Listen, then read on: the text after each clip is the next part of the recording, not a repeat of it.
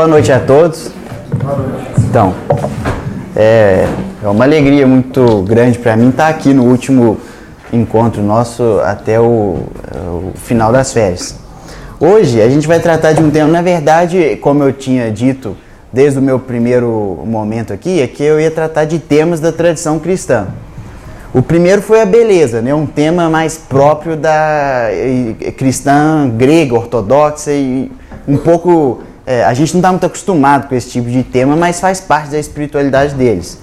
Outro tema era a fidelidade, tão importante não só na teologia cristã, mas principalmente na praxis cristã, né?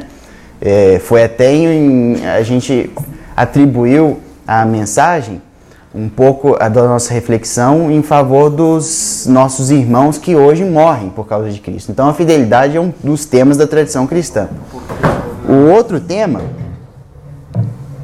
Obrigado. O outro tema que a gente tratou foi sobre história e esperança. A fé cristã ela é sobre história, é sobre uma grande narrativa que nós fazemos parte e é uma narrativa cheia de esperança. Então, é um tema que desde seu início foi muito bem trabalhado no cristianismo. Nós somos governados por Cristo, mas ele não é um governo apenas de princípios ou de verdades, mas é um governo de história acontecendo. Então, no chão da vida, a gente vive com Cristo e a esperança que Ele nos propõe é muito grande. Agora, por último, eu vou tratar de um tema que faz parte da tradição cristã, inaugurada pela tradição cristã, como nenhum outro pensamento, ou grupo de pensamento, ou religião introduziu no mundo. E é um tema, na verdade, que me ofende. É um tema que ofende todo mundo, porque é uma realidade, é uma condição sobre nós, uma verdade sobre nós que nós não gostamos de ouvir. Não importa quanto tempo de cristianismo temos, essa verdade sempre nos incomoda muito. É uma parte da moeda de ser humano que nós queremos simplesmente esquecer. Nos ofendemos quando somos expostos a ela. Só que o que me motivou a trazer esse tema da tradição cristã foi um livro que eu li, da Adélia Prado, o mais novo que ela lançou, a Miserere. É um livro muito bacana. Na verdade, ela passou anos sem publicar nada e de repente publica um livro desse.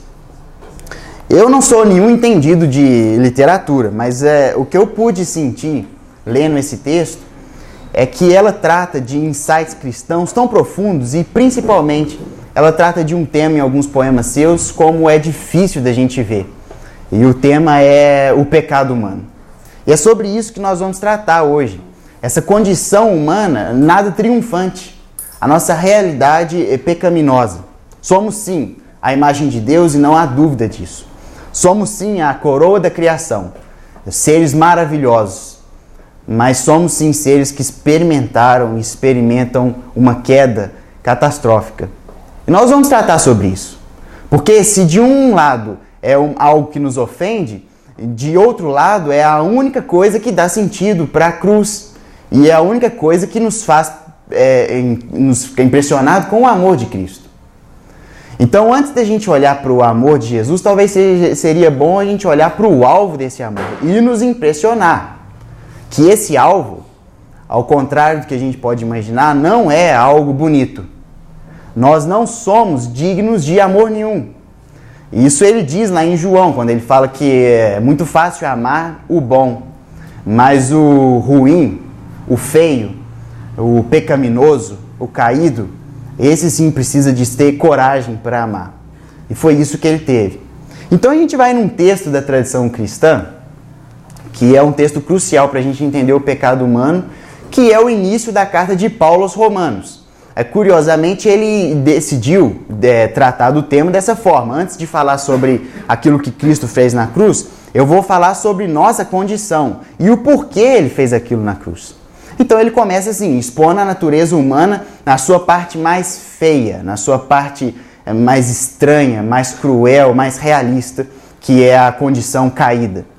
Agora, então vamos lá em Romanos 1, e antes disso, o texto, eu pedi para pôr o Romanos inteiro, porque como sempre um texto que nos ofende de uma maneira peculiar porque nos incomoda, está falando sobre a gente, está falando sobre nossos erros, está falando sobre aquilo que nós fazemos que não é de forma alguma bonito, não faz parte daquilo que deveria ser, não faz parte do propósito de Deus, ele morreu por causa disso. Então, a gente precisa entender o seguinte, que Paulo, no capítulo 1, pode passar nos primeiros versículos, versículo 1 a 2, eu vou ler aqui do versículo 1 até o 3 e a gente já comenta.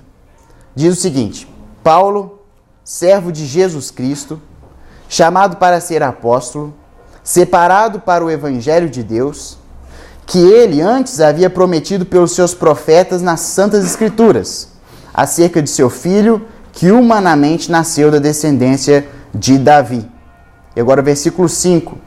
Por meio dele recebemos, Paulo falando, graça e apostolado, por causa do seu nome, a fim de conduzir todos os gentios para a obediência pela fé. O primeiro ponto, antes da gente entrar no capítulo, nos textos que são centrais para hoje, é que Paulo, todos nós queremos ser discípulos de Cristo, não é? Se não fosse isso, nós não estaríamos reunidos aqui em nome dele. A questão é que um discípulo de Cristo procura imitar o seu mestre, procura segui-lo e procura também entender os propósitos dele e aquilo que ele coloca como legítimo. Uma das coisas importantes sobre Cristo é que ele escolheu pilares para construir a sua igreja. Ele apareceu a Paulo, assim como ele apareceu a pecadores, a publicanos, a Mateus na coleteria, ele apareceu a Paulo também. E esse aparecimento, por mais que não conste nos evangelhos como nós estamos acostumados, está lá em Atos e faz parte da história de Cristo. Esse aparecimento foi um aparecimento cheio de significado, porque ele deu a Paulo uma missão e legitimizou Paulo como uma autoridade diferente de todas as outras na igreja, que é o apostolado. Apenas um grupo de homens, 12, tiveram essa autoridade. E seriam eles os cabeças da igreja. Eles eram escolhidos por Cristo para poder propagar aquilo que nós conhecemos hoje como nosso credo, nossa crença. Assim como a nossa prática, a nossa vivência, mas também a crença. Então faz parte de discípulo de Cristo reconhecer aquilo que ele legitimizou. Os apóstolos são a autoridade legítima. E olha, se a gente quer conhecer e andar perto de Jesus, nós precisamos recorrer a eles, que revelaram verdade sobre Cristo, certo? É assim que Paulo coloca: eu sou servo de Cristo, sou separado por ele, eu o vi, eu o encontrei. E essa dificuldade da autoridade dos apóstolos, ela já era desde a época deles um problema, porque muitos da comunidade cristã não os reconhecia, ou reconhecia outros. Então precisava de credenciais. Ora, para ser apóstolo tem que ter visto Cristo, tem que ser convocado por ele, enfim. Paulo tinha tudo isso. Então Paulo tinha uma verdadeira autoridade na igreja para dizer para os cristãos aquilo que é coerente à sua fé e aquilo que não é coerente à sua fé. Então, olha, nós precisamos atentar para isso. Todo discípulo de Cristo precisa voltar aos apóstolos e reconhecer: não são apenas homens falando sobre sua fé. Não é apenas uma opinião. Eu tenho todo o direito de discordar deles, mas é uma opinião legítima do próprio Cristo. Eles foram enviados para isso. A vida deles era sobre isso. Espalhar uma mensagem que é coerente à história de Cristo na cruz e ressurreição. Por que eu fiz essa defesa dele? Porque nós vamos bombardeá-lo, ele vai nos incomodar. Ele vai falar de nossa condição, daquilo que nós vivemos, daquilo que nós experimentamos e daquilo que nós não atribuímos erro algum ou problema algum.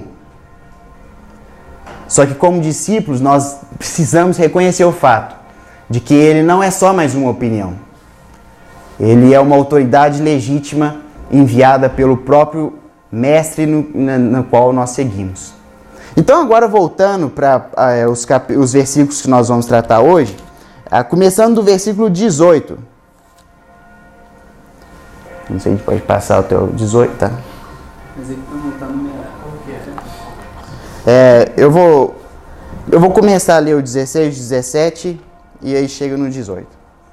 Porque não me envergonho do Evangelho, pois é o poder de Deus para a salvação de todo aquele que crê, primeiro do judeu e também do grego. Pois a justiça de Deus se revela no Evangelho de fé em fé, como está escrito, o justo viverá pela fé. Então, Paulo, antes de entrar em todo o seu conteúdo dogmático, teológico, ele vai dizer o seguinte: eu não me envergonho de nada disso que eu vou falar. Ele é o poder de Deus. E poder de Deus não é a teoria de Deus ou uma verdade de Deus, é aquilo que é dinâmico, aquilo que tem total capacidade de transformar vidas, de uma maneira que nada mais tem. Eu não me envergonho disso. E mais, o justo viverá pela fé. Pela fé nessa revelação, pela fé nesse evangelho. O justo não vive por sentimentos. O justo não vive por sua razão. O justo não vive por aquilo que ele atribui ser o bom, o coerente. O justo vive pela fé. E fé no evangelho de Cristo. Então Paulo já coloca bem claro: olha, gente, o justo, assim como foi dito pelos profetas, ele vive pela fé. E a fé é naquele evangelho que tem o poder de fazer tudo aquilo que Cristo fez e tudo aquilo que Deus prometeu em seus textos antigos. Então, como o justo vive pela fé, ele precisa encarar primeiro o fato de sua condição perante Deus, da condição de todo homem. E Paulo, nesses versículos do 18 até o 32, ele usa um jeito de tratar a coisa que a gente conhece como mitológico, histórico. Ele não trata de tema ou de uma construção específica ou de algo particular, mas de grandes imagens.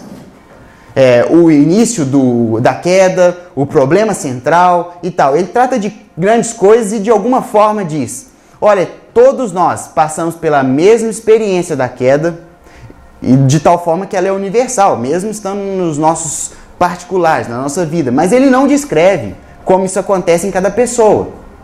No entanto, ele usa esse recurso para dizer: todo homem, absolutamente todo homem, passa por essa mesma experiência.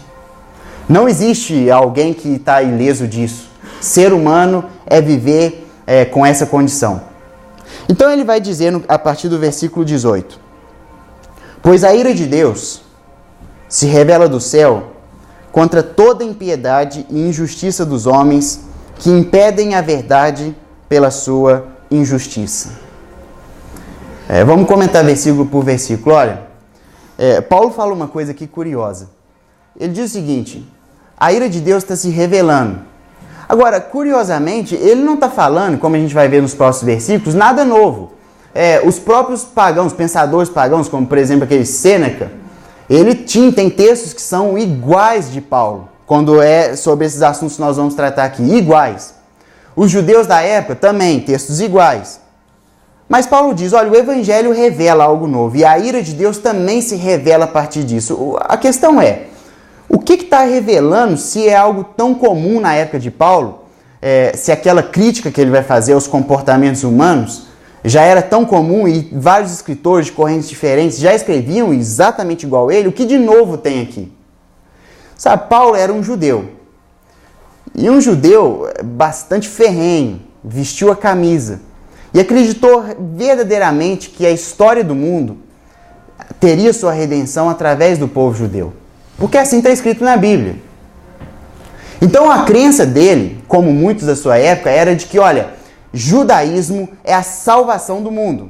Nós, essa nação, será responsável por trazer redenção para o mundo. Todos acreditavam assim. Mas a questão é que nos tempos de Paulo ele observou algo acontecendo que parecia não ter muito a ver com a comunidade judaica. Jesus Cristo, Deus encarnado, vem ao mundo, morre numa cruz, ressuscita, o convoca para uma missão e de repente Paulo vê o seguinte: olha, tudo que eu acreditava está às avessas, porque eu estou vendo alguém distante indo sozinho, enfrentar todo o mal e vencer o mal. E a comunidade judaica, o meu povo, ficando longe disso.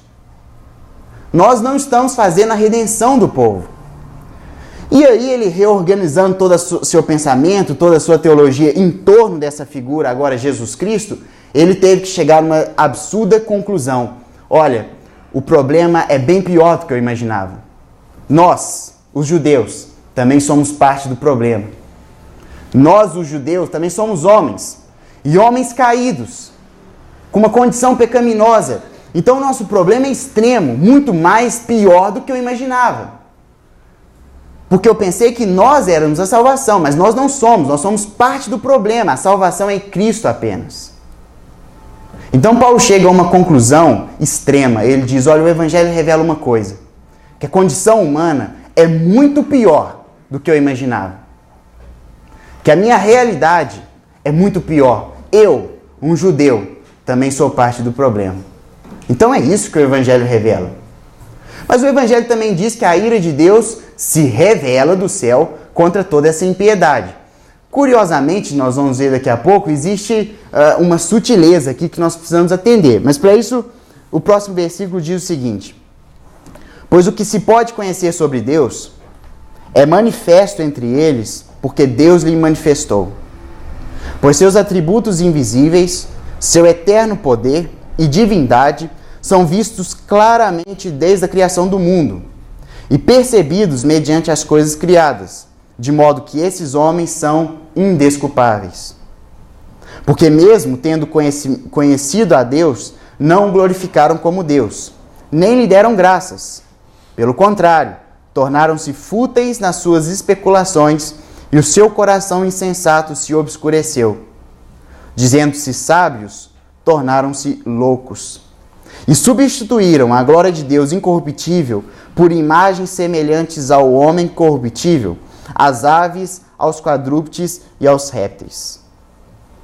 Agora, gente, aqui está um grande ponto de Paulo. Qual é o nosso real problema? O que nos fez virar criaturas tão horríveis, caídas, com uma visão sobre Deus e uma vida tão deturpada assim? O que é o problema central da humanidade? Paulo não coloca de antemão comportamentos, como vocês podem terem visto, vocês viram aqui. Não é sobre comportamentos certos ou errados. Antes disso, é sobre adoração. No pensamento de Paulo, a criação era um fato. Deus criador. E na criação de Deus existe uma ordem que precisa ser mantida.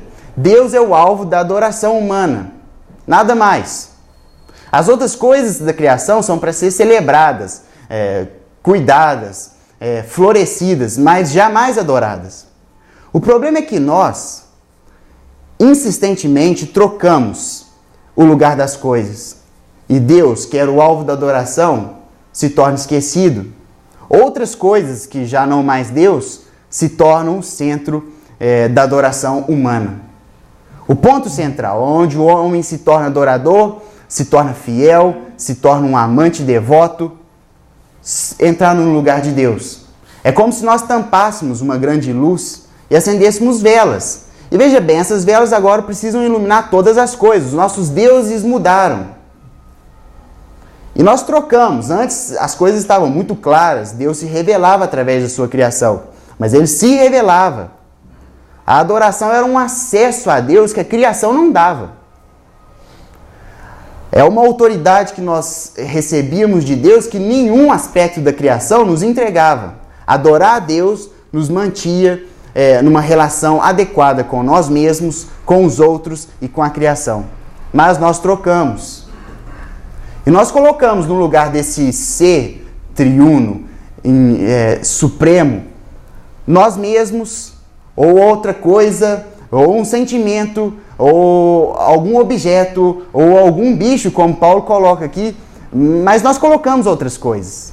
E esse não Deus, que anteriormente era uma parte da criação, se torna agora supremo, e ele começa a ditar as regras.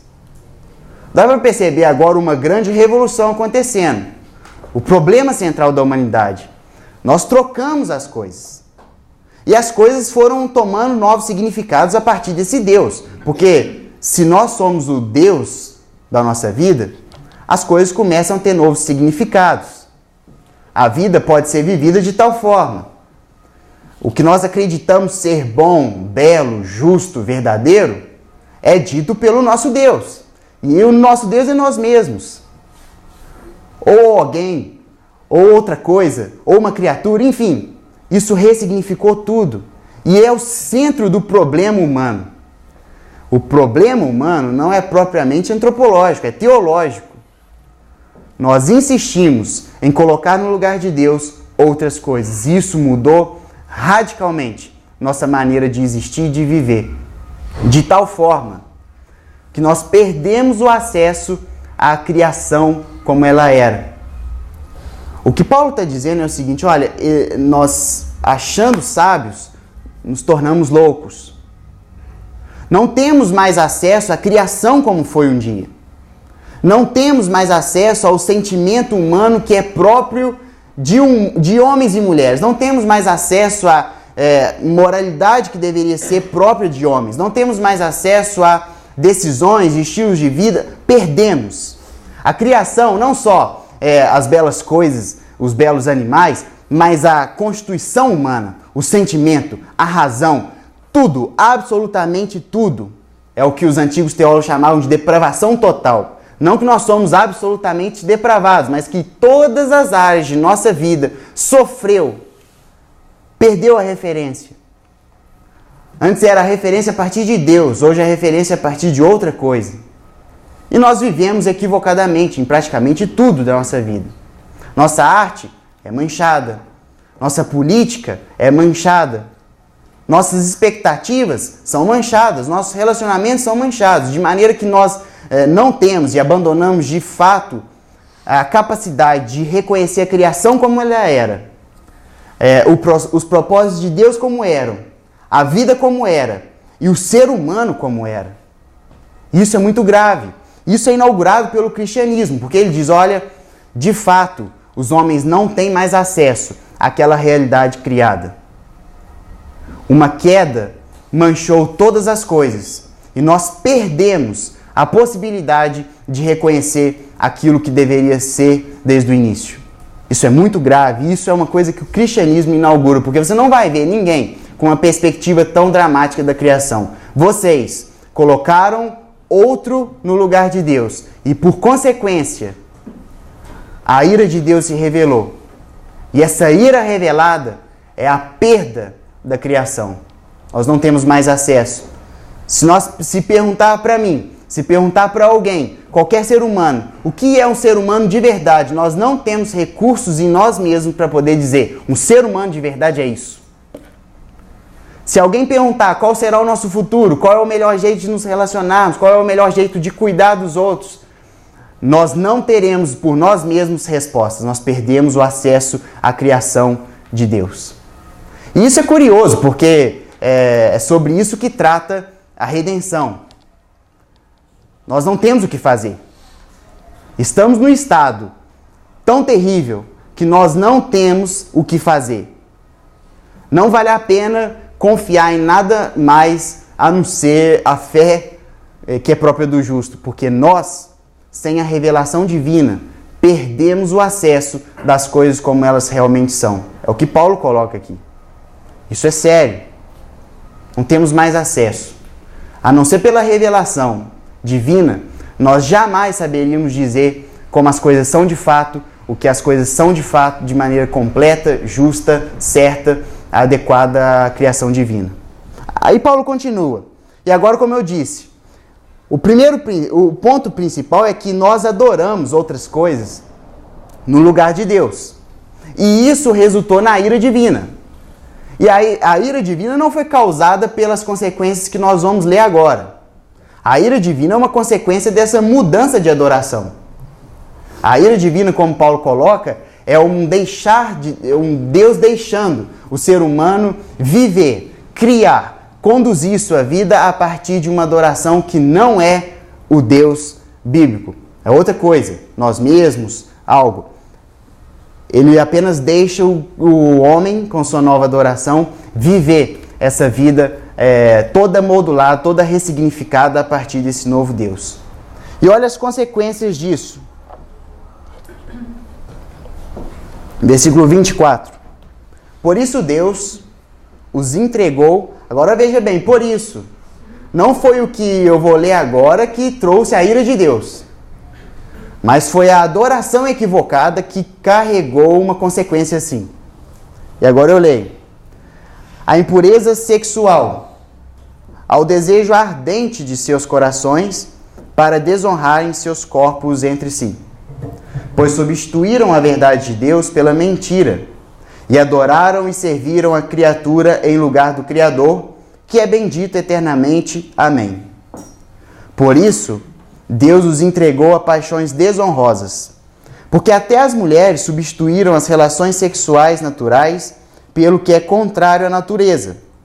Os homens, da mesma forma, abandonando as relações naturais com a mulher, arderam em desejo sensual uns pelos outros, homem com homem, cometendo indecência e recebendo em si mesmos a devida recompensa do seu erro. Assim, por haver rejeitado o conhecimento de Deus, foram entregues pelo próprio Deus a uma mentalidade condenável para fazerem coisas que não convêm. Cheios de toda forma de injustiça, malícia, cobiça, maldade, inveja, homicídio, discórdia, engano, depravação, sendo intrometidos, caluniadores, inimigos de Deus, insolentes, orgulhosos, arrogantes, inventores dos males, desobedientes dos pais, insensatos, indignos de confiança, sem afeto natural, sem misericórdia. Os quais, conhecendo bem o decreto de Deus, que declara digno de morte os que praticam essas coisas, não somente as fazem, mas também aprovam os que a praticam. Eu li rápido, mas de alguma forma, esse retrato pintado aqui é sobre nós. A gente identifica rapidamente com isso. O que ele descreveu é uma coisa, uma realidade que nós vivenciamos o tempo inteiro. É a nossa vida descrita aqui. Agora, esse texto, antes, eu preciso fazer alguns comentários aqui. Esse texto já tinha sido escolhido antes do que aconteceu nas redes sociais. E não é o propósito aqui, de maneira nenhuma, debater ou propor um tema que vai além desse texto. Não é isso. Mas eu não poderia mudar, até para ser pluralizado. E o fato é que nós vamos tratar aqui não de alguma coisa que está relacionada à nossa ação pública ou civil, ou mesmo algum versículo que nos dá uma maneira de agir com o nosso próximo que é contrária àquilo que Cristo preconizou e viveu. Entretanto, é bom nós lembrarmos aquilo que é próprio do apóstolo Paulo e aquilo que é próprio do cristianismo ao longo da sua história. A sua confissão, a sua crença sobre as coisas que são certas e erradas. O primeiro ponto, que não é o ponto principal do texto, é uma ilustração que Paulo usa para mostrar como a nossa adoração a coisas diferentes nos levou para lugares distantes daquilo que era proposto na criação divina. A nossa adoração por nós mesmos, ou outra coisa, nos levou a confundir, a tratar de maneira equivocada a nossa sexualidade. De tal maneira que os homens perderam o designer natural, a maneira como as coisas deveriam ser. Assim também as mulheres. E não mais e começaram a acreditar que, veja bem, o meu amor, ele é supremo. O meu sentimento, ele é o mais importante. Aquilo que eu amo, quem eu amo, ora, não há problema nenhum nisso, porque se caso eu sou o centro da minha vida, o que eu amo precisa ser considerado certo. No entanto, as coisas nunca foram sobre nós. As coisas nunca foram sobre nossos amores, que são reais, profundos, verdadeiros. Mas nós não somos o centro da história, nunca fomos. Nossa insistência em nos colocar como verdadeiros deuses e nos adorar, nos deu a ideia de que nossos sentimentos são supremos. E caso eu sinto algo verdadeiro, isso deve ser verdade. No entanto, o centro da história é Deus. Quem nos criou é Deus. Quem deseja a adoração é Deus. E quem é devido à adoração é Deus. E aí nós começamos a entender que o nosso amor, até ele, é afetado pela queda. Até o nosso sentimento mais sublime, nossa paixão por alguém, é afetado pela queda. De tal maneira que nós perdemos, infelizmente, o acesso à realidade como era na criação. Isso tudo porque nós insistimos em adorar outra coisa que não Deus. Mas isso não é o final da história. Há muita coisa por aí. Além de perdermos o nosso amor, como deveria ser, nós também perdemos o conhecimento e a nossa mente, como Paulo diz, se tornou condenável. Agora, isso não é abandonar a razão, mas é entender que até a razão humana tem efeitos da queda que a impulsiona a coisas contrárias àquilo que era o mundo criado de Deus. Até a nossa razão, que parece uma coisa tão óbvia, tão clara, tão certa, ela é afetada pela nossa queda, pela nossa adoração equivocada. É Blaise Pascal que diz que a razão, o coração tem razões que a razão desconhece. De fato, existem forças por trás de nossa razão que não deixam ela tão neutra como nós imaginamos. A razão também é afetada pela queda, mas Paulo não para. Nós somos cheios de injustiça. Nós vivemos assim. Nós nunca escolhemos o outro. Nós nunca servimos o outro. Nós nunca pensamos em planos econômicos, nós nunca pensamos em planos políticos que sirvam o outro. Nós somos cheios de injustiça.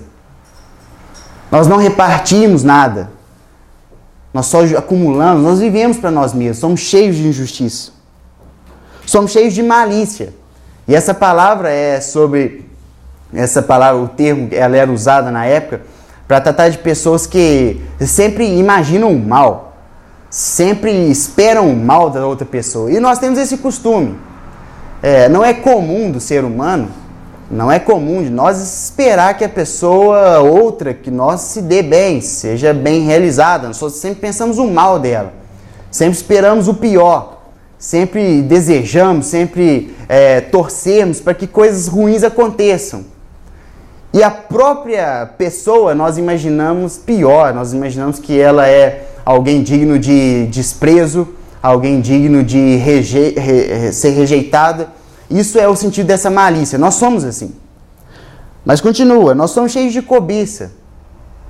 Cobiçamos o tempo inteiro. Cobiçamos pessoas para usar, cobiçamos coisas para ter, cobiçamos o status que nós podemos alcançar, cobiçamos. Uma vez alguém disse que a cobiça é o que faz com que as coisas andem, o progresso aconteça. E, de fato, a cobiça está por trás de todos os empreendimentos humanos. Sempre cobiçamos. É sempre sobre nós ter alguma coisa. Mas além disso, nós também somos maus. Maldade, inveja. Nós vivemos essa maldade. Nós agredimos. Nós não pensamos duas vezes em machucar alguém, em violentar alguém. Somos maus. Mas somos arrogantes também. Somos praticantes de homicídio, de discórdia, de engano. Somos intrometidos. É o que Paulo diz. Mas nós também somos inimigos de Deus. Insolentes, orgulhosos, desobedientes dos pais. Insensatos, indignos de confiança, sem afeto natural. E a teologia paulina ela é sempre um reflexo da criação, ele sempre trabalha com a criação. O que ele diz nesses textos, e com mais essa afirmação, é que nós estamos distantes da criação divina, sem afeto natural. Não é a natureza como era compreendida pelos gregos da época dele, mas a natureza compreendida pelos judeus. Perdemos, não temos esse afeto próprio do ser humano. Nós conhecemos o bem, mas nós decretamos o fim dele, é o que ele diz. E ele termina o texto dizendo, e não só somos tão maus assim, como nós aprovamos as atitudes assim. Nós ratificamos. Olha, é assim que tem que ser. Continue assim. Influenciamos. Opinião pública. Preconizamos, produzimos o mal. Não com nossas ações, mas com as nossas afirmações dele. Então, de tudo isso, nós podemos ver um quadro triste. É ruim olhar para ele. É ruim olhar para nós e reconhecer, de fato, por mais que eu queira impedir isso, essa é uma realidade sobre a minha vida. Isso é algo que eu vivo, experimento, em todo momento insolente eu sou. Inclusive me levanto contra qualquer tentativa de afirmação dos meus erros. Inclusive eu me levanto contra qualquer atitude que possa ser de exposição daquilo que é incoerente em mim. Somos assim, uma condição humana terrível, um quadro não muito bonito. E Romanos 2, o que é engraçado é que Paulo deixou esse texto, e depois no capítulo 2, não vou ler, mas ele não deixou saída para ninguém. Porque o Romanos 2 é o seguinte: olha, você, no caso o judeu, que acha que é o grande redentor dessa ruindade toda, esse mundo pagão, que era o que o texto 1 do capítulo 1 tenta descrever, esse mundo pagão, e você, judeu, que achava que era a grande resposta a esse mundo, você também não é diferente. E esse texto pode ser aplicado a todos aqueles que acham que a religião já os dá a emancipação disso tudo. Os dá condição para apontar o dedo, dá condição para questionar algum erro, para julgar alguém de maneira definitiva. Paulo diz, olha, não, você não pode fugir disso. Você julga os mesmos atos que comete. Então Romanos 2 é para impedir escapatórias. E nós podemos aplicar ele para todos. Nós podemos aplicar eles para religiosos fundamentalistas, sim? Podemos. Quem são vocês para pensar que estão numa condição favorável diante de todos os outros? Mas nós também podemos aplicar aqueles que acham que por fazer demais os dá uma condição cínica de julgar qualquer tipo de pensamento contrário a deles. Olha, eu tenho uma vida, eu faço muitas coisas por Deus, eu sou um exemplo. Eu não sou só o blá blá blá desses fundamentalistas, eu vivo, eu sirvo, eu amo, eu sofro, eu me excluo disso. E questiono você que aponta esse tanto de falha do ser humano. Paulo diz, olha, você também não tem escapatória. Faz parte também dessa realidade. Todos os seres humanos, todos, absolutamente todos, experimentam essa tendência de adorar a outro que não Deus. Experimentam a realidade de ter uma razão conturbada, de ter sentimentos conturbados, de ter expectativas conturbadas, de ter ação conturbada, porque não existe uma ação humana, não existe um serviço ao outro, um sacrifício que não seja manchado pelo pecado. Olha, eu não gosto disso tudo.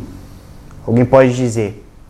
Eu também não, é duro, mas o fato é que Paulo é realista nisso.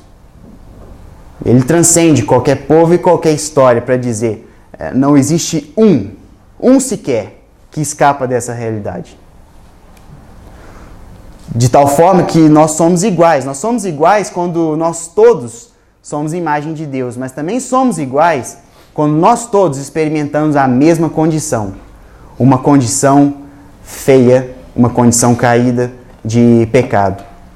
É assim que o cristianismo trouxe essa ideia para o mundo.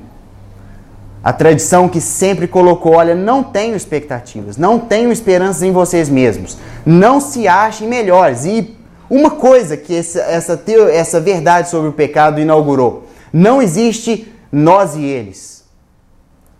Não existe os certos e os errados. Não existe o grupo que detém a salvação e o grupo que não. Isso foi desmanchado pelo Evangelho. Todos os grupos estão no mesmo lugar. E aí você pode falar, puxa vida, essa realidade que faz parte de mim, e por mais que eu tente evitá-la, suprimi-la, ela é real. E basta só, isso eu ouvi uma vez, eu achei interessante. Imagina se alguém passasse aqui hoje os nossos pensamentos que nós tivemos 2 semanas atrás, todos, sem exceção. a gente ficaria muito envergonhado. Talvez a gente nem voltaria aqui. Outra coisa curiosa, imagine se nós não educássemos uma criança. Vamos fazer o experimento, deixe ela ser ela mesma sem nenhuma educação. Será o que aconteceria?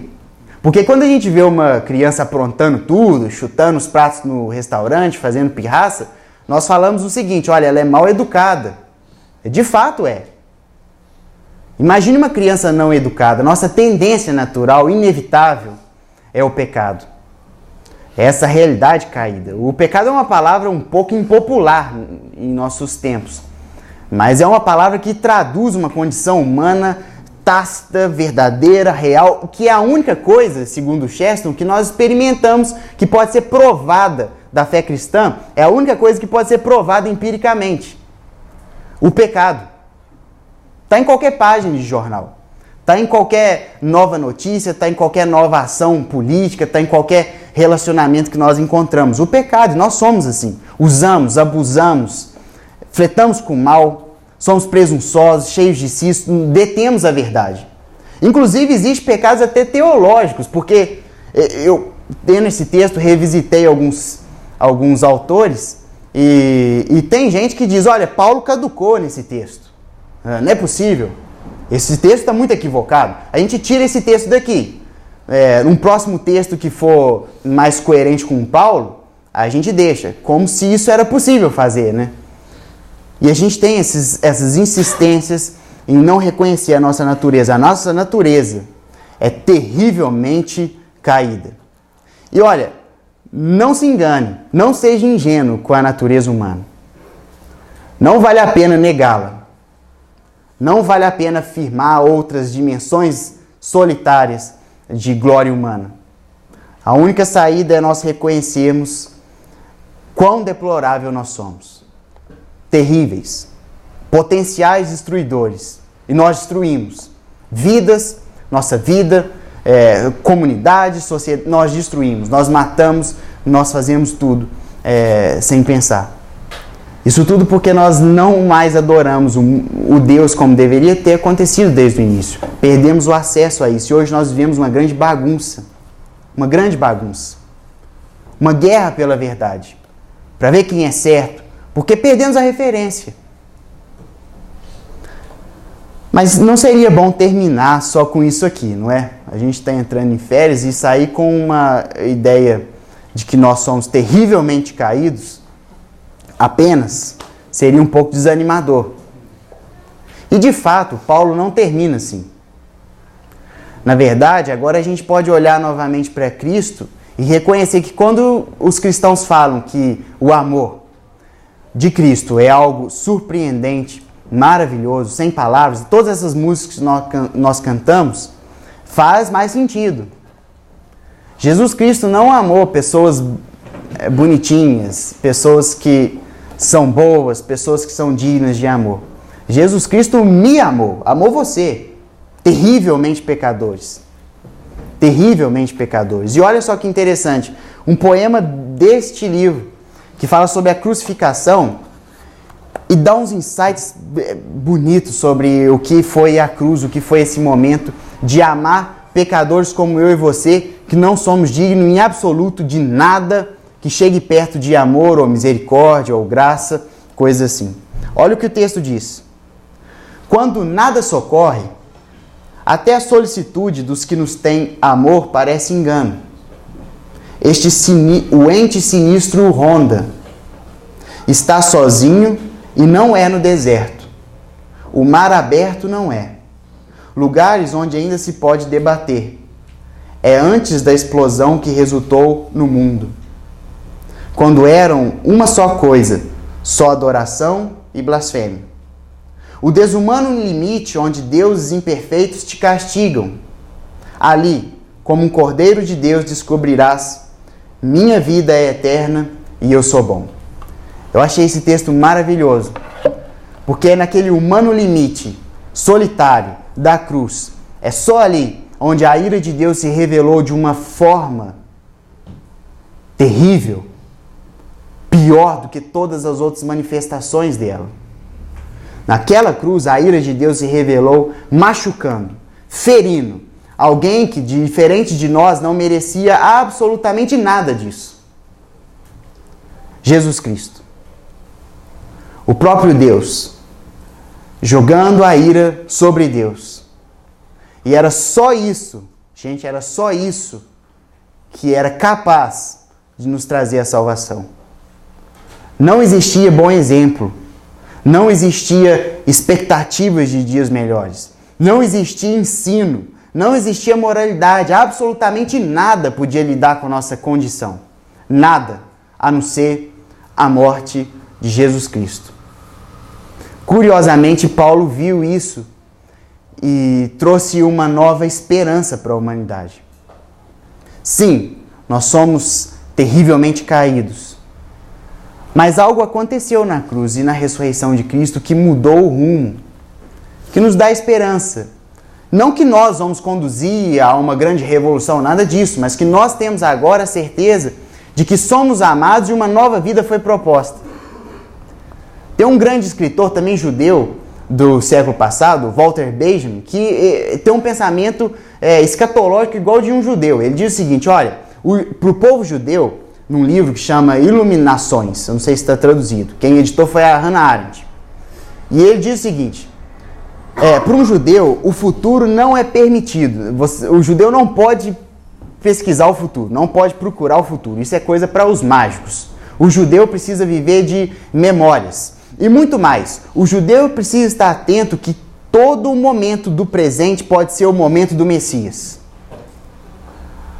Walter Benjamin era um judeu e um pensamento bacana esse. Ele diz o seguinte, olha, o Messias vai ser uma grande corporação humana que vai acontecer a qualquer momento, não é no futuro. É a qualquer momento os homens vão se juntar e num ato messiânico as coisas vão se resolver. Ele diz literalmente isso. Um outro benjaminita, o Paulo, propõe algo diferente. Ele diz, sim, não nos cabe pensar no futuro.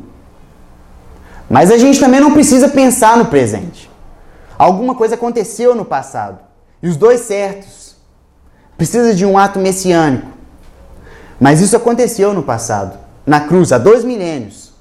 E esse ato messiânico decisivo lidou com a ira de Deus e sorveu ela toda. Tomou todo o cálice. E não sobrou uma gota para aqueles que reconhecem e pela fé vivem. Olha, não vale a pena, a partir do nosso estado, a partir de quem somos, viver por moralidade. Não vale a pena, a partir de quem somos, viver por razão. E não vale a pena, a partir de quem somos, viver pelos nossos sentimentos. Só há uma forma de vida que vale a pena, que é pela fé. Nós não podemos tentar brincar com a natureza humana. Não podemos brincar com nós mesmos. Não faz sentido achar que nós vamos dar conta de lidar com todo o problema e que diz respeito a nós. De uma vez por todas, reconhecendo, precisamos chegar até a cruz e dizer, olha, apenas pela fé, por aquilo que Cristo fez, é que eu posso continuar. Nele eu encontro o perdão de quem eu sou, do que eu fiz, do que eu sinto, e uma perspectiva de novo futuro. Uma misericórdia e uma graça que recheiam minha vida, que me dão significado e que me permitem acordar livre de culpa, livre de medo e cheio de esperança. Porque isso seria impossível sem a cruz. Então não vamos para as férias menosprezando esse amor. Não vamos para as férias menosprezando o nosso Cristo. E só há uma forma de honrá-lo da maneira correta. É reconhecer quem nós somos. Paulo deixou a receita. Antes de eu falar da cruz, eu preciso falar de quem eu sou. E quem eu sou só faz sentido, só tem esperança, só tem solução pelo amor de Cristo. Então esse é um legado do cristianismo. Por mais duro que seja, por mais estranho que seja, e às vezes na nossa cabeça muitas coisas ficam sem resposta, nós não podemos escapar desse fato. Como Jesus disse, olha, não existe nenhum problema externo no homem. Todas as coisas saem do seu coração e no seu coração saem coisas terríveis. Jesus disse. Portanto, é ali que nós julgamos, é ali que nós combatemos, é ali naquele lugar que nós lutamos essa luta, que não é de modo nenhuma por nossas forças ou armas, mas pelo poder da cruz e pelo amor invencível de Jesus. Então, eu revisitei dias atrás essa realidade. Não foi boa, tive que confessar muita coisa, tive que perceber o quão falho e quão terrível eu sou, mas me deu a oportunidade de experimentar aquele amor. Amor que um dia eu experimentei de forma tão intensa e novamente pude experimentar. Não importa aonde eu fui, ele foi além. E não importa aonde eu chegarei um dia, ele vai ir além ainda. A cruz dele existe para isso. E me separou. Se como os braços dele não se encontram na cruz, os meus pecados e eu nunca mais nos encontramos. O leste e oeste, eu fui para um lugar e eles foram para o outro. Assim é esse amor magnífico. E é isso, a última mensagem sobre a tradição cristã. Uma mensagem de uma verdade forte, de uma realidade forte, que nós não gostamos de maneira nenhuma. Mas uma realidade que não tem como escapar. Somos assim. E Jesus Cristo veio para lidar com isso. Precisamos encarar o fato. Então vamos ter uma palavra de oração. Vou pedir para o Lisar terminar e eu encerro.